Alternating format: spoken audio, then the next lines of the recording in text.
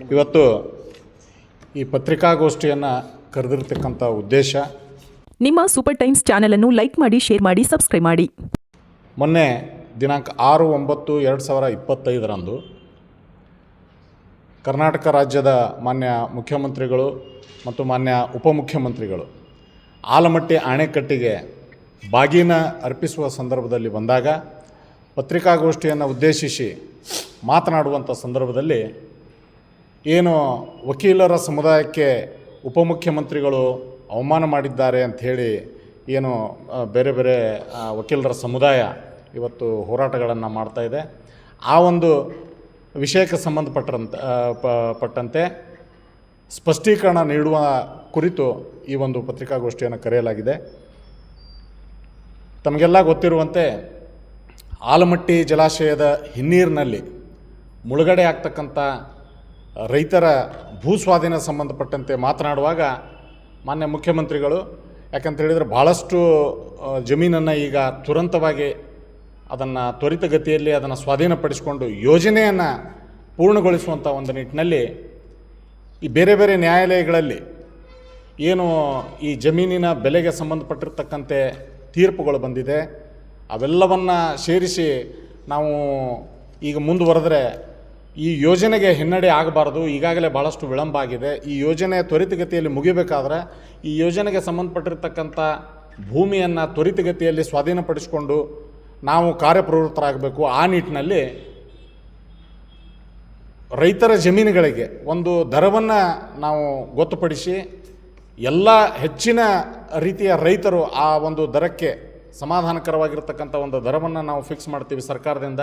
ಎಲ್ಲರೂ ಅದನ್ನು ಒಪ್ಕೋಬೇಕು, ಯಾರ ಮಾತನ್ನು ಕೇಳಬಾರ್ದು ಅನ್ನುವಂಥ ನಿಟ್ಟಿನಲ್ಲಿ ಮಾತಾಡುವಾಗ ಸಹಜವಾಗಿ ಕೆಲವೊಂದು ಜನ ವಕೀಲರು ರೈತರಿಗೆ ಇದು ಮಾಡ್ತಾರೆ ಅಂತಕ್ಕಂಥ ಭಾಷೆ ಬಂದಿದೆ.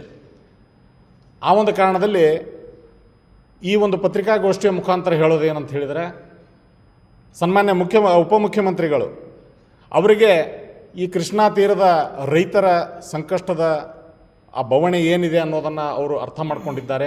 ಯೋಜನೆ ಪೂರ್ತಿಗೊಳಿಸಬೇಕು ಅಂತಕ್ಕಂಥ ಉದ್ದೇಶ ಕೂಡ ಸರ್ಕಾರಕ್ಕಿದೆ. ಮಾತಾಡೋ ಭರಾಟೆಯಲ್ಲಿ ಅವರಿಗೆ ಯಾವುದೇ ರೀತಿಯಾಗಿರ್ತಕ್ಕಂಥ ಉದ್ದೇಶ ಇರಲಿಲ್ಲ.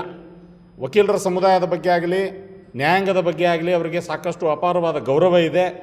ಯಾವುದೇ ಕಾರಣಕ್ಕೂ ಕೂಡ ವಕೀಲರನ್ನು ಅವಹೇಳನ ಮಾಡ್ತಕ್ಕಂಥ ಉದ್ದೇಶ ಅವ್ರಿಗಿರಲಿಲ್ಲ. ಮಾತಿನ ಭರಾಟೆಯಲ್ಲಿ ಹೇಳುವಾಗ ಎಲ್ಲ ರೈತರು ಸರ್ಕಾರ ನಿಗದಿಪಡಿಸ್ತಕ್ಕಂಥ ಸರ್ಕಾರ ಮತ್ತು ರೈತರ ಮಧ್ಯೆ ಒಂದು ಒಪ್ಪಂದ ಆಗಲಿ, ಯಾರ್ದೋ ಮಾತು ಕೇಳಿಕೊಂಡು ರೈತರು ಕೆಲವೊಂದು ಜನ ಒಂದು ವೇಳೆ ಆ ಒಂದು ಏನು ಒಮ್ಮತಕ್ಕೆ ಬರದೇ ಇದ್ದರೆ ಯೋಜನೆಯನ್ನು ಅನುಷ್ಠಾನಗೊಳಿಸುವ ಒಂದು ಕಷ್ಟ ಆಗತ್ತೆ ಅನ್ನುವಂಥ ಒಂದು ದೃಷ್ಟಿಕೋನದಿಂದ ಮಾತಾಡುವಾಗ ಆ ರೀತಿ ಹೇಳಿದ್ದಾರೆ.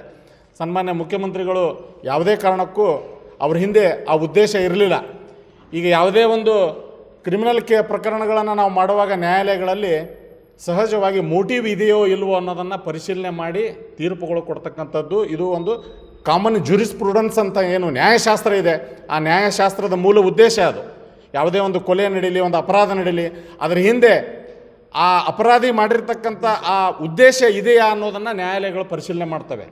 ಆ ರೀತಿಯಾಗಿ ಇವತ್ತೇನು ಈ ಒಂದು ಸನ್ಮಾನ್ಯ DK ಶಿವಕುಮಾರ್ ಅವರು ಅಂಥ ಉದ್ದೇಶವನ್ನೇನಾದರೂ ಇಟ್ಟುಕೊಂಡು ಮಾತಾಡಿದ್ದಾರಾ ಏನೋ ಅನ್ನೋದನ್ನು ನಾವು ಕೂಡ ಜನರಲ್ ಆಗಿ ಪರಿಶೀಲನೆ ಮಾಡುವಂಥದ್ದು ಇವತ್ತಿನ ಅವಶ್ಯಕತೆ. ಆ ರೀತಿಯಾಗಿರ್ತಕ್ಕಂಥ ಯಾವುದೇ ಉದ್ದೇಶ ಅವ್ರಿಗೆ ಇರಲಿಲ್ಲ.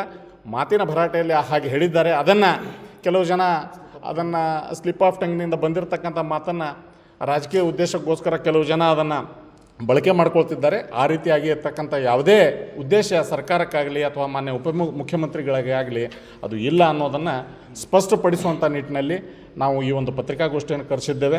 ಸನ್ಮಾನ್ಯ ಉಪಮುಖ್ಯಮಂತ್ರಿಗಳು ಅವರು ತಮ್ಮ ಮಗನ್ನು ಕೂಡ ಒಬ್ಬ ಕಾನೂನು ಪದವೀಧರನಾಗಿ ಅವರು ಓದಿಸ್ತಾ ಇದ್ದಾರೆ. ಯಾಕಂತ ಹೇಳಿದ್ರೆ ಎಲ್ಲರಿಗೂ ಕೂಡ ಸಹಜವಾಗಿ ಮಂತ್ರಿಗಳೇ ಇರಲಿ, ಸಾರ್ವಜನಿಕರೇ ಇರಲಿ, ನಮ್ಮ ದೇಶದ ಕಾನೂನನ್ನು ಗೌರವಿಸ್ತಕ್ಕಂಥದ್ದು ನಮ್ಮೆಲ್ಲರ ಆದ್ಯ ಕರ್ತವ್ಯ.